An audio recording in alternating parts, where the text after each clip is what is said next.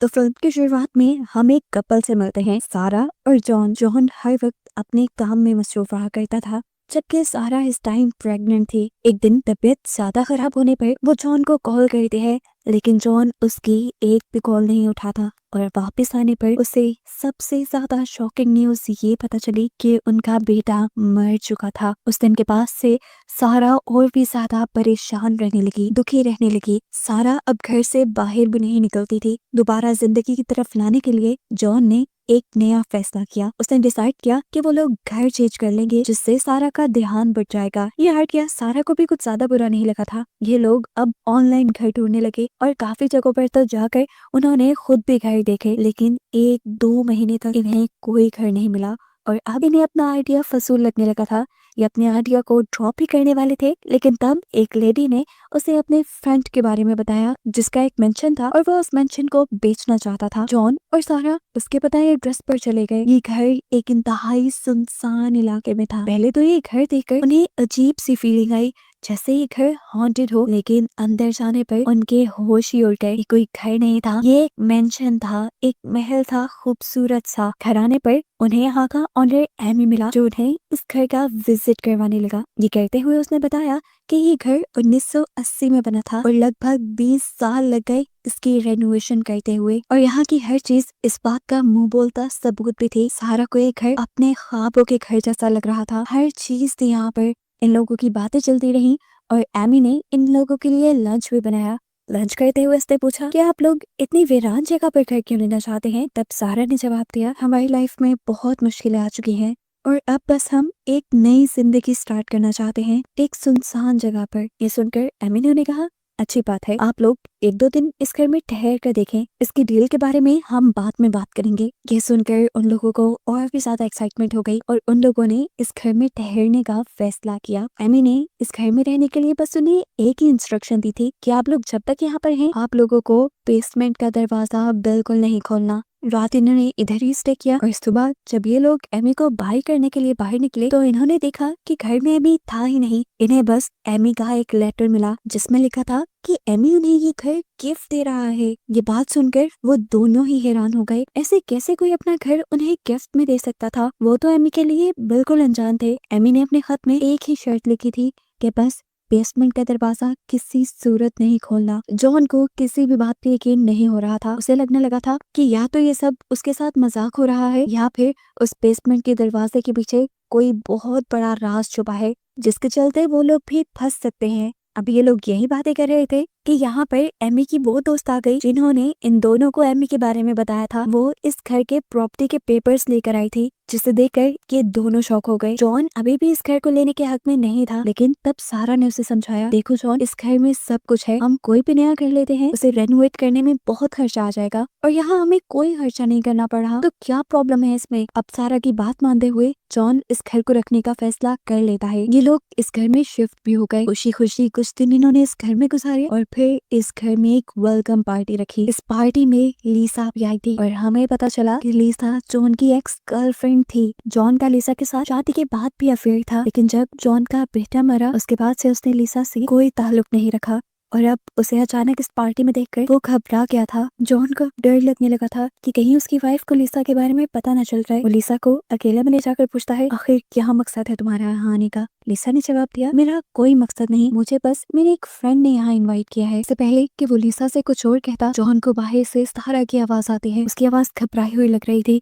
John भागकर बाहर गया तो उसने देखा कि बाहर कुछ अजनबी लोग हाथ में पेट्रोल की बोतल्स लिए खड़े थे और उन्हें इस घर को जलाने की धमकी दे रहे थे। जॉन भी घबरा गया। तब उन लोगों ने कहा कि शराफत से इस घर को खाली कर दो, अगर तुम इस घर को छोड़ के ना गए तो हम इस घर को जला देंगे। ये बात सच में बहुत परेशान कर देने वाली थी, लेकिन फिलहाल वो आदमी जा चुके थे। अगले दिन जब जॉन ऑफिस आया तो उसे एक और हैरान कर देने वाली बात ये पता चली कि लीसा ने उसके गुस्से में उसके खिलाफ एक झूठी रिपोर्ट कर दी थी, जिसकी वजह से अब ऑफिस में उसे सस्पेंड कर दिया गया था और मामले की इन्वेस्टिगेशन करने की बात की थी। जॉन इन चीजों से बहुत परेशान था। ये बात वो अपनी वाइफ को भी नहीं बता सकता था, क्योंकि उसे डर था कि कहीं उसकी वाइफ को लीसा के बारे में ना पता चल जाए। उसने अपनी वाइफ के साथ ऐसा ही बिहेव किया जैसा सब कुछ नॉर्मल चल रहा हो और घर पे फारिग टाइम पे अब उसका ध्यान जाने लगा बेसमेंट के उसी दरवाजे पर जिसे एमी ने खोलने से मना किया था। यही सोचते हुए वो बेसमेंट के दरवाजे के सामने था। वो सोच रहा था कि आखिर ऐसा इसमें था भी क्या कि इसे खोलना मना था। वो ताला तोड़े बगैर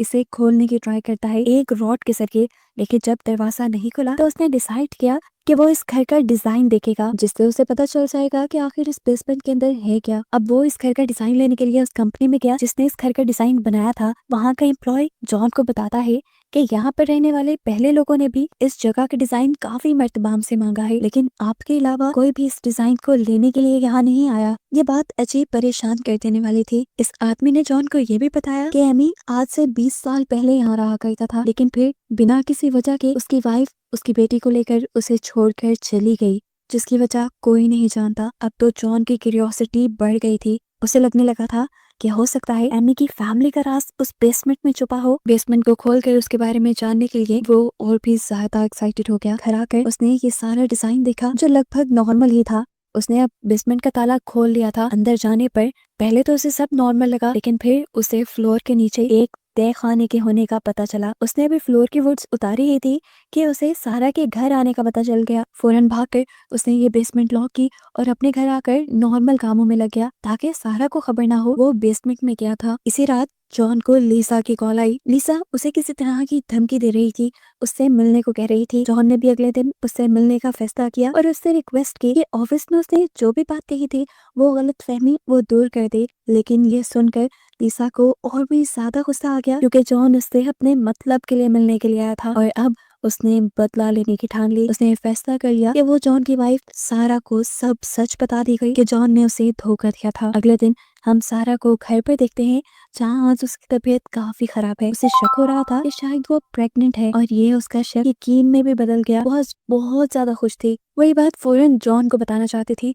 फोन करते हुए उसका फोन गलती से नीचे गिर गया और जब वो फोन उठाने लगी तो उसे बेड के नीचे इस घर का डिजाइन मिल गया। वो भी इस डिजाइन को देखने लगी और अब वो ये बात जान गई थी कि जॉन उस बेसमेंट के बारे में छानबीन कर रहा है। वो भी अब जॉन की तरह उस बेसमेंट के अंदर जाने का फैसला करती है। वो जब बेसमेंट में गई तो पीछे से लीसा उसके घर आ गई, जो उसे जॉन की बेवफाई के बारे में बताना चाहती थी। लेकिन यहाँ पर उसे सारा कहीं नहीं मिली और हाथ उसके लग गया सारा का प्रेगनेंसी टेस्ट। वो और भी ज्यादा जेलस हो गई और उसका गुस्सा और नफरत में बदल गया। सारा जब ऊपर आई तो उसने घर का दरवाजा खुला हुआ देखा और चुपचाप उसे बंद कर दिया, ये सोचे बगैर कि कोई उसके घर में भी घुसा होगा। जॉन जब घर आया तो उसने देखा कि लीसा की कार उसके घर से बाहर जा रही है। ये देखकर वो गुस्से में आ गया और डर भी गया कहीं लीसा ने सारा को सब सच तो नहीं बता दिया था। उसने लीसा की कार का पीछा करना शुरू किया ताकि वो जाने कि लीसा उसके घर आई क्यों थी, लेकिन दूर तक भी पीछा करने के बावजूद उसे कुछ पता नहीं चला और वो थक हार कर घर वापस आ गया, जहाँ सारा उसका इंतजार कर रही थी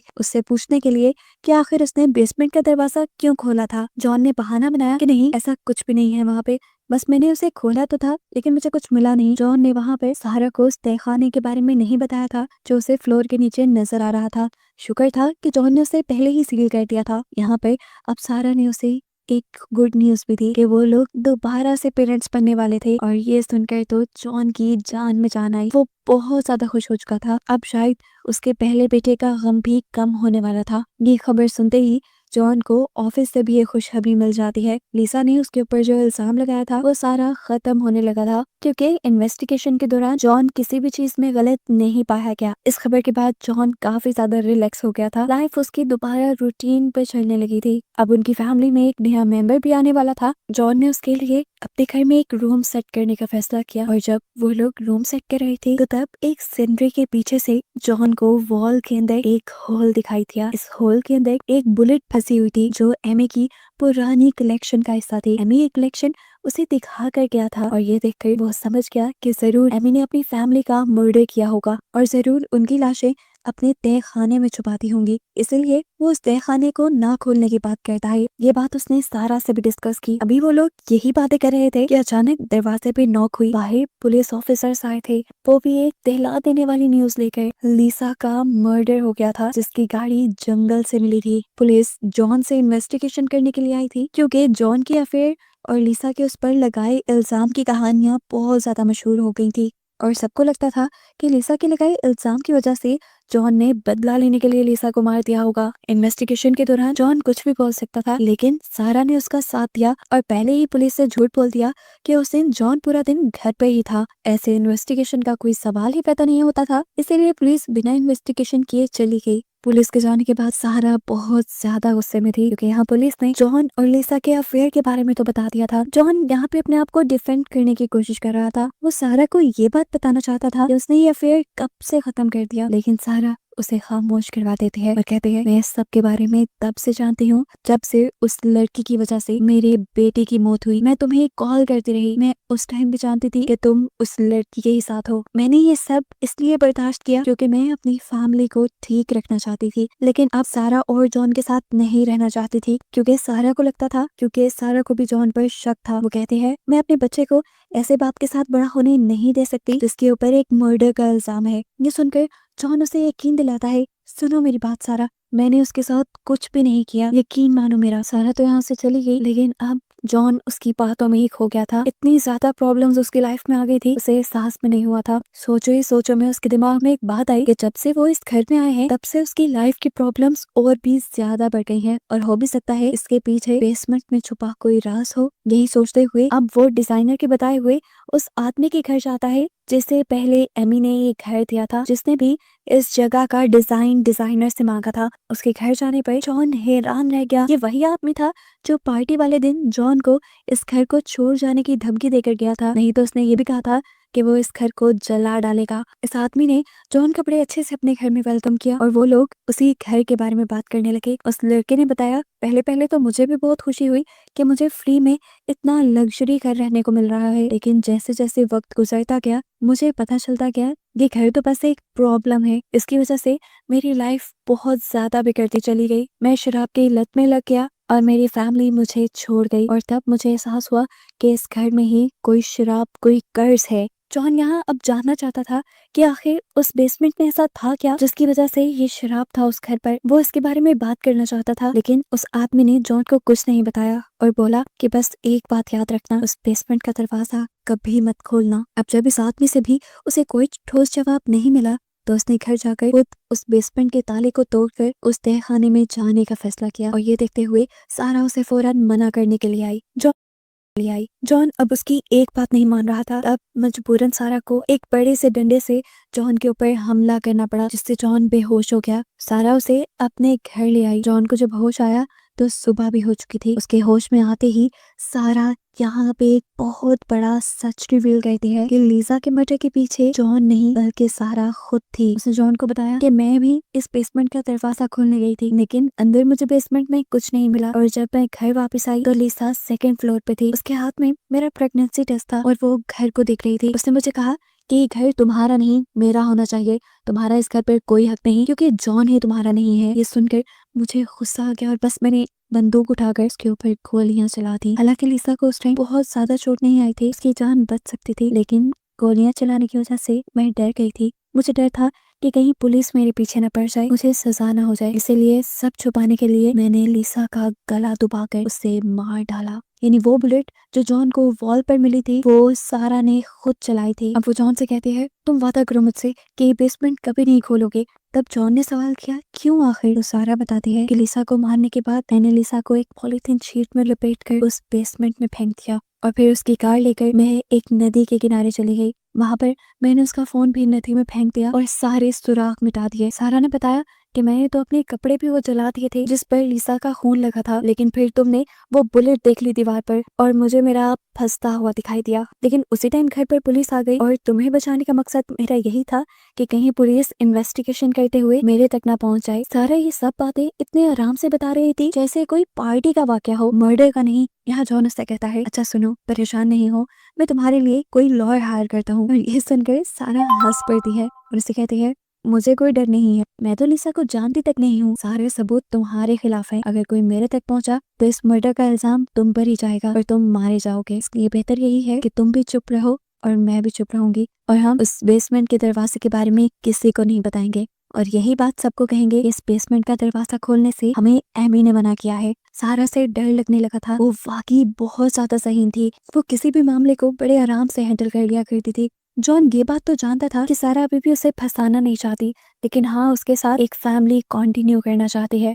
जॉन भी उसकी ये सारी बातें मान गया, लेकिन इस फैसले के बावजूद भी जॉन के मुंह पे घबराहट थी। तब सारा ने उससे कहा, देखो इस शहर में गुमे हुए लोगों की तादाद बहुत ज्यादा है। पुलिस को अगर कोई सुराग नहीं मिलता तो वो इन्वेस्टिगेशन करना छोड़ देगी। ये सुनकर जॉन भी उसके हाँ में हाँ मिलाता है और उस बेसमेंट के अंदर तहखाने को सील कर देता है। इस दिन के बाद बताया जाता है कि ये लोग काफी अरसे तक इस घर में रहे। इन्होंने इस घर में सारे इवेंट्स भी किए, सारे फेस्टिवल भी सेलिब्रेट किए, जिसमें सारा तो काफी सेटिस्फाई नजर आते थे, लेकिन जॉन के मुंह पर अक्सर परेशानी दिखाई देती थी। काफी दिनों बाद इन लोगों को एमी की तरफ से एक पार्सल मिलता है, यानी इस घर के ओनर की तरफ से एक पार्सल मिलता है जिसमें उस बेसमेंट की चाबी थी। इन लोगों ने एमी का इम्तिहान पास कर लिया था सब्र रखकर और उस बेसमेंट को ना खोल कर। अब इन्हें इस चाबी देने का मतलब था कि एमी ने उन्हें इस बेसमेंट को खोलने की इजाजत दे दी है, लेकिन अब उस बेसमेंट में तो इन लोगों का भी राज छुपा है। क्या ये लोग उस बेसमेंट को खोलेंगे या नहीं? इसी मिस्ट्री के साथ ये फिल्म यही खत्म हो जाती है।